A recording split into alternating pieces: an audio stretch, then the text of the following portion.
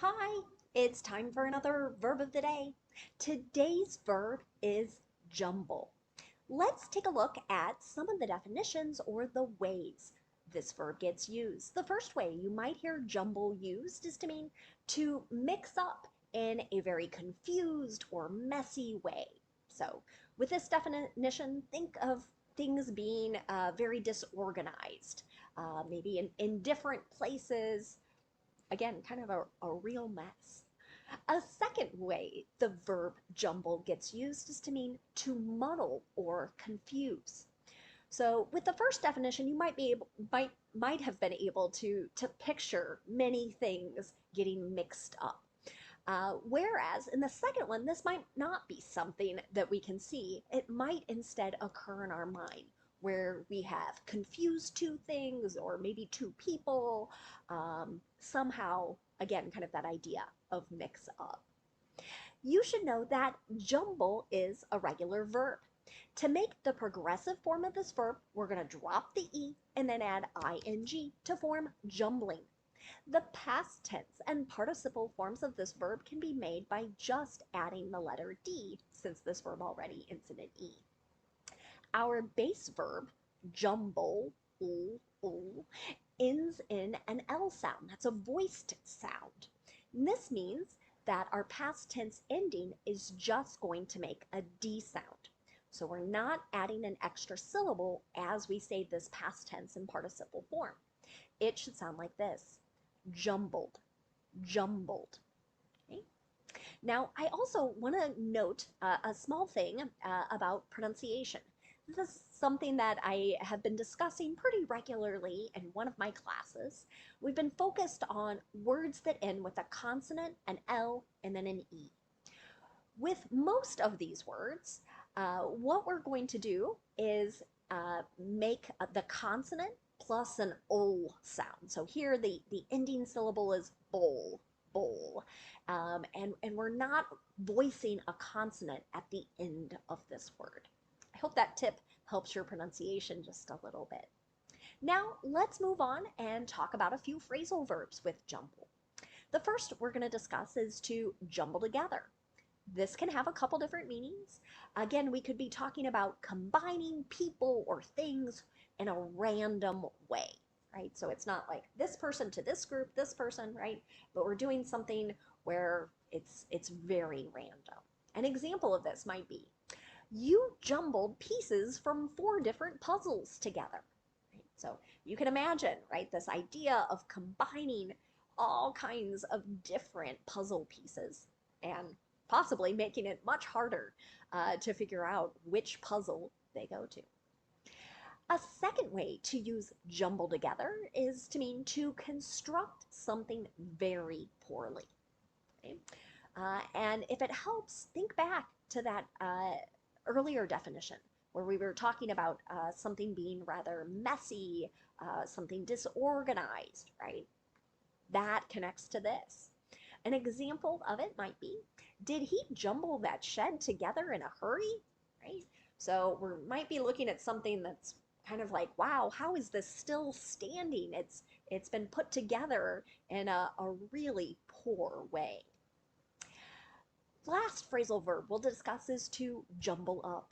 And again, this just means that we're mixing things together, and it could also mean that we're confusing things. An example of this might be, the administrative assistant jumbled up the message. The meeting is tomorrow, not today. Okay?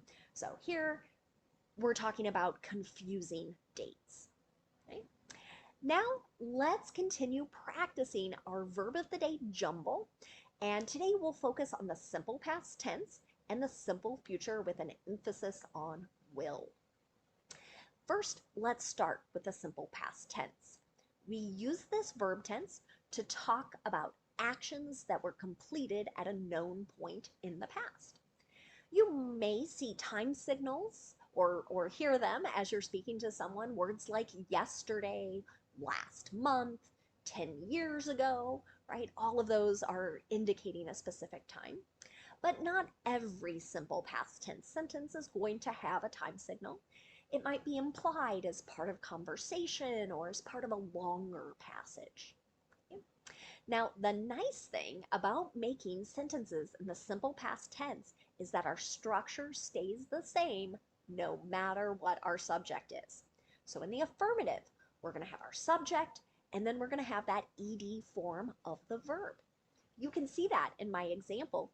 He jumbled several phrases and expressions together as he spoke.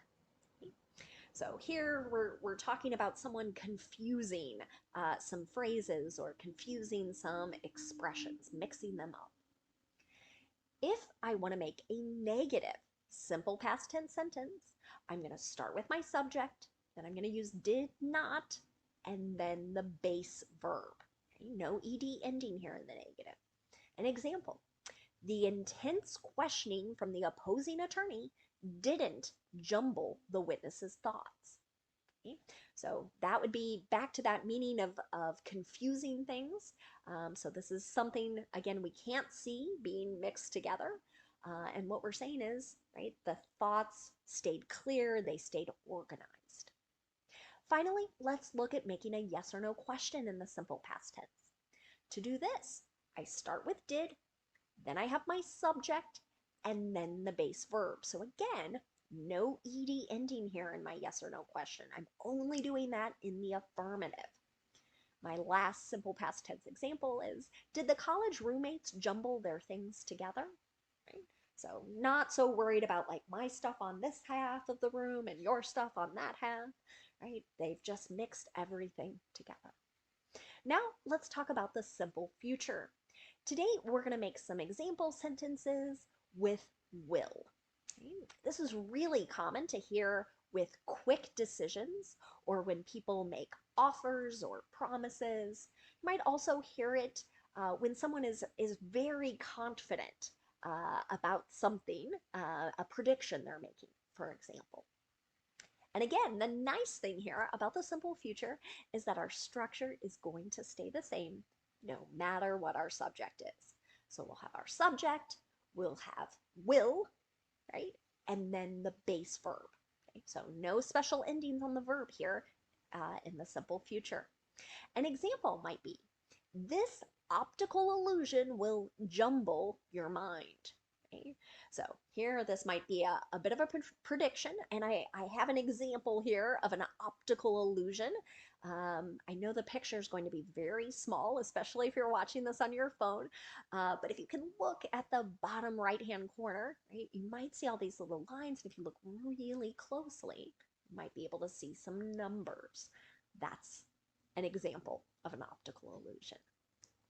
Now, if I want to make a negative simple future sentence, I'm going to start with my subject, then I'm going to use will not, and then the base verb. You might also hear the contraction won't, and then the base verb. That's in my example here. I won't jumble up their names, right? Promise. Perhaps I'm meeting some really important people and a coworker is worried I'm going to confuse their names, right? I can make this promise. Lastly, let's talk about making a yes or no question. To do this in the simple future, we start with will, then we're going to have our subject, and then the base verb. Here's another example. Will you jumble up the entries before you select one? So maybe we can sort of picture little slips of paper where people have written their names and they're entering into some type of contest, right? We want to mix those pieces of paper together, right, before we take one out of the box and select the winner. Okay?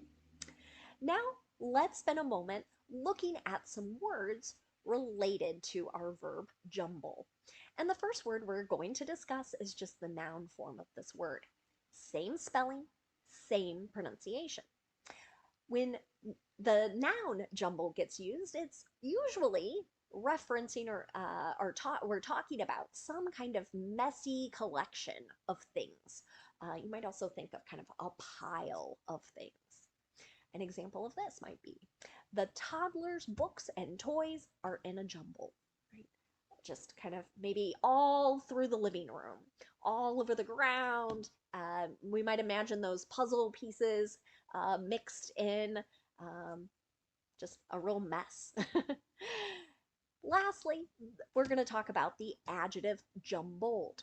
So when this word gets used as an adjective, we're describing something that is messy, it's disorganized, or it's possibly confused. An example here, the suspect's answers were jumbled. Okay, so here, people have a suspicion someone has maybe committed a crime. Uh, this person gets asked questions, right? And things seemed a bit confused. Maybe the sequence of events seems a little fishy, we might say. So we can describe the answers in that way. Thank you so much for watching today's videos. I hope my videos don't seem too jumbled. I really appreciate you watching, and I hope you have a great day.